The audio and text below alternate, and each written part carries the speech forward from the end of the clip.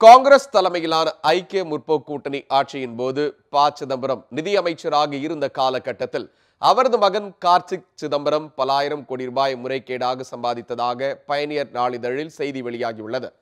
அதிகாரத்தை தவறாக பயன்படுத்தி முறைகேடாக சம்பாதித்த பணத்தை லண்டன், துபாய், தென்னாப்பிரிக்கா, Philippines, Thailand, Singapore, Malaysia, Ilangai, France, America, Switzerland, Greece, Spain உள்ளிட்ட நாடுகளில் கார்த்திக் சிதம்பரத்தின் நிறுவனம் முதலீடு செய்துள்ளதாகவும் பயணியர் நாளிதழ் வெளியிட்டுள்ள செய்தி குறிப்பில் தெரிவிக்கப்பட்டுள்ளது. கார்த்திக் சிதம்பரத்திற்கு சொந்தமான அலுவலகத்தில் ஏர்செல் மேக்சிஸ் வழக்கு தொடர்பாக கடந்த சில வாரங்களுக்கு முன்னர் அமலாக்கத்துறை மற்றும் வருமான வரித்துறையினர் நடத்திய சோதனையின் போது இந்த புகாருக்கான ஆதாரங்கள் அடங்கிய கோப்புகள் கிடைக்கப்பெற்றதாகவும் பயணியர் நாளிதழில் செய்தியில் தெரிவிக்கப்பட்டுள்ளது.